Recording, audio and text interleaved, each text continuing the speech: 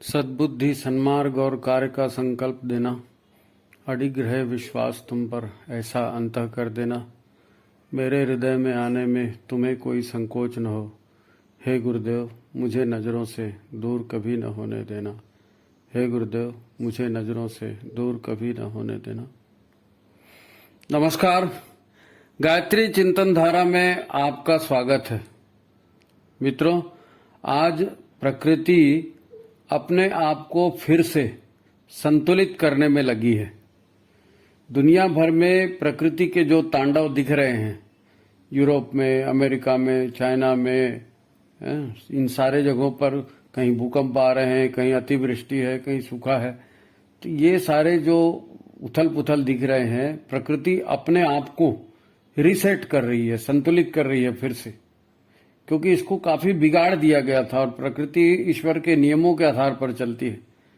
ये बिगाड़ ईश्वरीय नियमों के अनुकूल नहीं है, इसलिए प्रकृति अपने आप को रीसेट करने में लगी हुई है। तो ये ग्लोबल वार्मिंग और ये वो जितनी परेशानियां इसमें दिख रही हैं, ये सब इसी की वजह से। आज हम जिस माहौल में जी रहे हैं, इसमें जल प्रदूषण, मिट्टी का प्रदूषण, वायु का प्रदूषण और आकाशीय प्रदूषण के परिणाम हमारे स्वास्थ्य पर पड़ रहे हैं ना। थोड़े से अध्ययन से इसे जान सकते हैं हम, परंतु अग्नि तत्व की हत्या जो हम सभी अपने भीतर कर रहे हैं, उसका तो हमें ख्याल ही नहीं है। आज जो भी रोगराई और मुसीबतें हमारे पीछे दिख रही हैं हमको, इनमें बड़ा कारण इन्हीं सब तत्वों का है, जिनकी वजह से प्रकृति का संतुलन बिगड़ा है। हमारे अंदर और हमारे बाहर पंच तत्वों का संतुलन बिगड़ा है। देव माने देने वाली ताकतें, हम देव संस्कृति की बात कर रहे हैं, तो देव माने देने वाली ताकतें। अब वो देवता हो, देवी हो, जो भी आप माने। संस्कृति का अर्थ है साथ साथ रहकर सबके हित में की जाने वाली ऐसी कृति जिसमें एक तो अच्छा सिस्टम बनता है, एक ऐसी अच्छी परंपरा बनती है जिससे बिगाड़ कम होता है, दुख मुसीबतें कम हो जाती है, जिसमें सबके साथ साथ सबका तो भला होता ही है, उसके साथ अपना भी भला होता है। हम प्रकृति पर्यावरण का एक भाग ही तो हैं और उससे अछूते नहीं रह सकते। तो सबका भला होगा तो उसमें हमारा भी भला होगा। हमारी लाभ हानि, हमारे विचार, कृत्य, स्वस्थ रहने की जो प्रक्रिया है, वो परिवार और हमारे सराउंडिंग का वातावरण, यह सब इसी बात पर निर्भर है। पैसा है, रूप रंग है, पढ़ाई है, डिग्रियां हैं, ये अपने स्थान पर महत्वपूर्ण है, हो सकती है, परंतु मानव जीवन की सुख शांति मानवीय सोच, मानवीय भावना और व्यवहार से संबंधित होती है। ये बेसिक बातें हैं। आपके पास कितनी भी बड़ी डिग्रियां हो, कितना भी पैसा हो, अगर आपके आसपास अच्छे मानव नहीं हैं, अच्छी समझ के लोग नहीं हैं, तो रूप रंग, पढ़ाई, डिग्री को लेके क्या करोगे, है नहीं? ये बेसिक बातें हैं, बाकी सब बाद में आता है। अगर ये बेसिक बातें ठीक हो जाएं, तो समाज, प्रकृति, पर्यावरण या आगे की जितनी भी बातें, वो सारी हितकारी हो जाएंगी। हम अपने स्वास्थ्य को, अपने परिवार को ठीक रखें, इसके लिए बहुत मेहनत करते हैं। हर कोई अपनी अपनी दुनिया में जी रहा है, आज अपने ढंग से मेहनत कर रहा है, अपने विचारों के आधार पर चल रहा है। हम एक सृष्टिगत प्रकृति के, परिवार के अंग हैं। उस समाज भी उसी का एक अंग है, प्रकृति का। यह मूल बात है। हम पाना चाहते हैं, यहां से ये मिल जाए, वहां से वो मिल जाए, वहां से वो मिल जाए। हमारे जैसे सभी लोग पाना चाहते हैं, पर देने के लिए कोई तैयार नहीं है नहीं? तो हम लोग लेवता हैं, देवता तो नहीं है। पाना ही पाना चाहते हैं, देना नहीं चाहते, इसलिए गड़बड़ हो जाता है ना। सारी मुसीबत, सारा तनाव, सारी योजना यहीं आके गड़बड़ाती है। हम आपे से बाहर हो जाते हैं। हमें अपनी समस्याओं का समाधान चाहिए, जब से संसार में मनुष्य है, हर युग में समस्या कमोबेश ऐसी ही रही है, क्योंकि मनुष्य की प्रकृति की संरचना मूलभूत से कोई उसमें बदलाव नहीं हुआ है। बदलाव हुआ है लोक व्यवहार में, परंपरा में, विज्ञान के आने से जो बदलाव हुआ है वो अलग, वो बाहरी बातें। भीतर से प्रकृति की जो संरचना है, मनुष्य की जो संरचना है, वो तो सब वैसे ही है। कुछ मूलभूत बातें होती हैं, बेसिक बातें होती हैं, उसी के आधार पर बेसिक कर्तव्य भी तय होते हैं, मूलभूत कर्तव्य भी तय होते हैं, है ना। इसी को धर्म भी कहते हैं, धर्म कर्तव्य, है ना। ये हमारे सनातन कर्तव्य हैं। जब से धरती बनी है, जब से मनुष्य बना है, तो कुछ कर्तव्यों से हम बंधे हुए हैं और हर युग में हमको उसका पालन करना पड़ेगा, क्योंकि हम प्रकृति के ही हिस्से हैं। उसी के हिसाब से हमें रहना पड़ेगा। हम अपनी इच्छा से तो पैदा हुए नहीं, भगवान की व्यवस्था से हम पैदा हुए, है ना। हमें घर परिवार माता पिता भगवान की इच्छा से मिले हैं। काले होना, गोरे होना, है ना, लड़के बच्चे ईश्वरीय व्यवस्था से हुए हैं, ईश्वरीय व्यवस्था से बढ़ रहे हैं और ईश्वरीय व्यवस्था से मरेंगे भी। उसी की व्यवस्था के अनुसार ये सारी दुनिया चल रही है। ये सारा विज्ञान है। सनातन काल से, आदि काल से यही व्यवस्था चल रही है। तो इस व्यवस्था का हम पालन कैसे करें? अगर ये व्यवस्था हमसे टूटेगी तो दुख और मुसीबत आएगी। प्रकृति के नियम तोड़कर आप सुखी कैसे रह सकते हो? नहीं रहते हैं। अच्छा, ये तो सनातन धर्म की बात हुई, सनातन नियमों की बात हुई। दूसरी बात है तात्कालिक परिस्थितियों की। आज की परिस्थितियां क्या है? क्योंकि बैलगाड़ी युग के नियम तो अब चल नहीं सकते ना।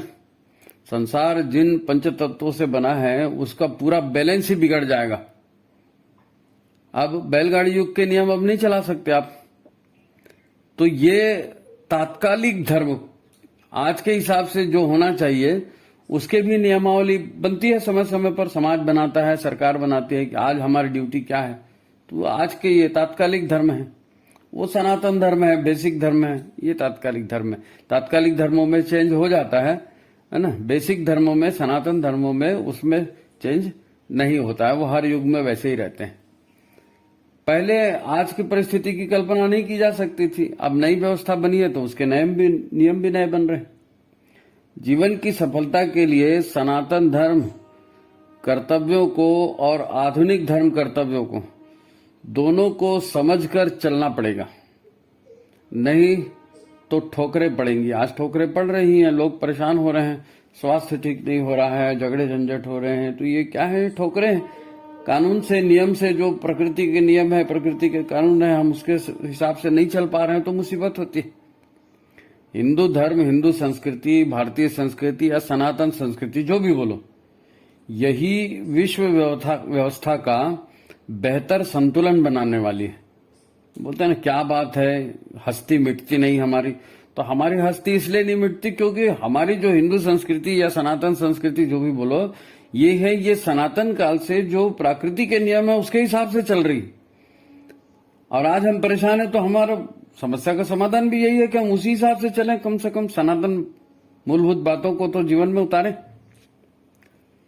हमें जिनका रोज रोज अभ्यास करना पड़ेगा इन मूलभूत बातों का, ताकि हमारा तनाव दूर हो, हमारे ऊपर जो परिस्थितियों का दबाव है वो दबाव दूर हो, हमारा शरीर स्वस्थ रहे, हमारा मन स्वस्थ रहे और हम प्रकृति के अनुशासन को समझ कर जिए, है ना।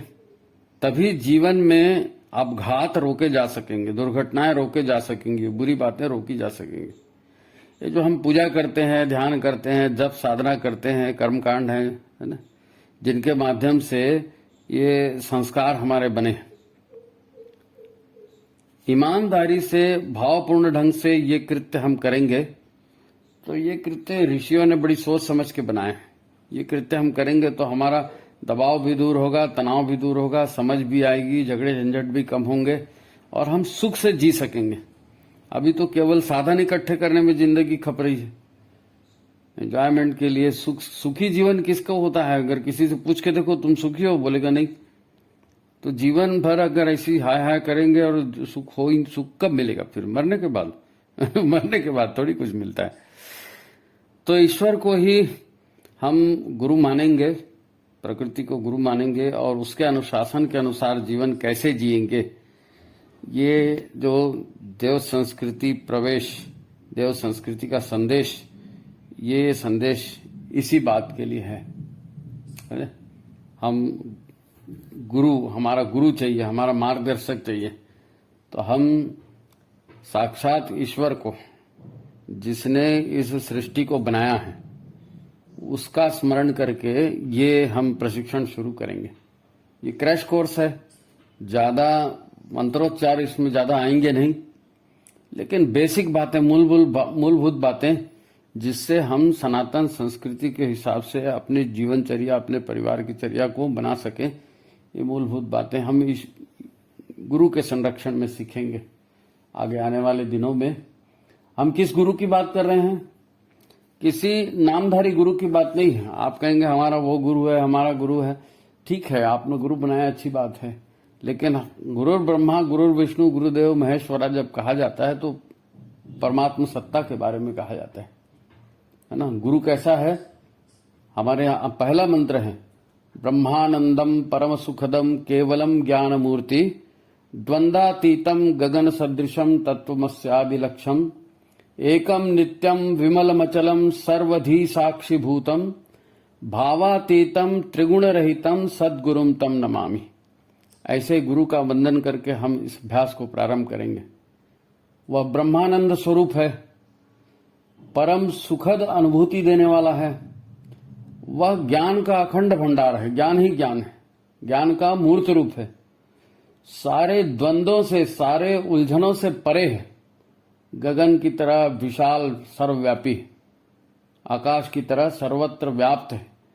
ऐसे लक्षणों वाला वह मार्गदर्शक हमेशा से है, नित्य से रहा है, वो विमल है, अचल है। जो कुछ भी सृष्टि जिसका सृजन हुआ है वह उसका स्वयं साक्षी है। वह किसी भी भाव से, और सतरज तम, ये त्रिगुणात्मक प्रकृति है, इससे भी अलग है ना, इससे भी रहित है, परम सत्ता है। ऐसे गुरु का हम नमन वंदन करते हैं और ये प्रशिक्षण परमात्म सत्ता की उपस्थिति में, साक्षी में, मार्गदर्शन में प्रारंभ कर रहे हैं। तो ये हमारी प्रार्थना के साथ आज हम इसको प्रारंभ कर रहे हैं। आपको ऐसे कुछ और वीडियो बनाकर दिए जाएंगे, आप वीडियो को भी सुनिए, और जब कक्षा होगी उसमें मंत्रोच्चार होगा, उसको भी भाग लेंगे। निश्चित ही ये प्रशिक्षण हमारे जीवन में सुखद परिवर्तन लाने वाला होगा। तो ठीक है, आप सभी इस प्रशिक्षण में भाग लें। अपने यहाँ यह प्रशिक्षण हो रहा है तो इसका लाभ जरूर लें, जीवन में लाभान्वित हों। इसी बात के साथ आज की बात समाप्त करते हैं। सभी को नमस्कार।